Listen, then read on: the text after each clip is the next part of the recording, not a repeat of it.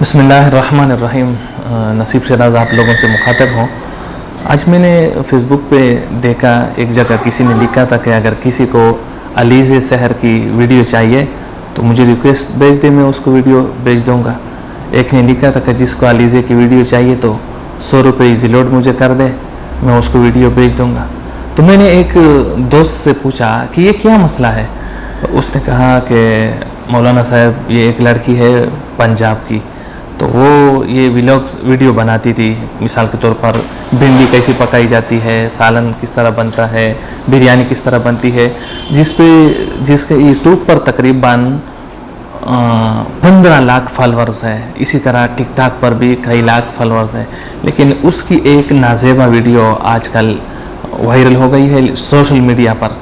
तो ये उस वीडियो को हासिल करने के लिए लोग एक दूसरे को रिक्वेस्ट कर रहे हैं कि मुझे भेजो ताकि मैं उसकी ये वीडियो देख लूँ। और इस सिलसिले में ये भी सुनने में आ रहा है कि उस लड़की ने ख़ुदकशी करने की कोशिश की है और इस वक्त हस्पताल में है। पता नहीं ये खबर मुसद्दिका है या गलत है, लेकिन ऐसे सोशल मीडिया पर मशहूर हो चुका है।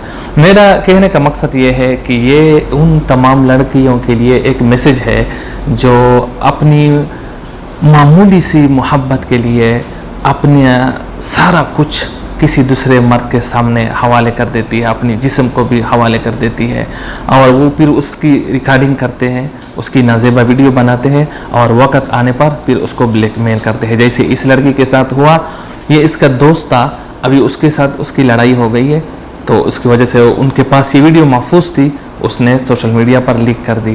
तो तमाम बहनों से, बेटियों से गुजारिश है कि खुदा के लिए अपनी इज़्ज़त, अपने वालिदैन की इज़्ज़त तुम्हारे हाथ में है।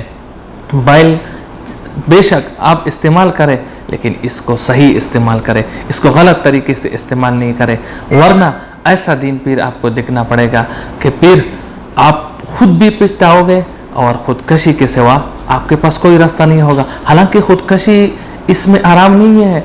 ख़ुदकशी करने के बाद इंसान फिर और मुसीबत में पहुंच जाता है। हदीस शरीफ में आया है कि जिसने ख़ुदकशी की, तो जिस चीज़ की ज़रिए उसने ख़ुदकशी की होगी, क़यामत के दिन कब्र में उसको उसी तरह अज़ाब दिया जाएगा, उसी चीज़ के ज़रिए वो अपने आप को कत्ल करेगा और क़यामत के दिन इसका अज़ाब इसके अलावा होगा। तो उम्मीद है कि आप सबको मेरी बात समझ आई होगी। अल्लाह ताला सबको अमल करने की तौफीक अता फरमाए। वस्सलाम।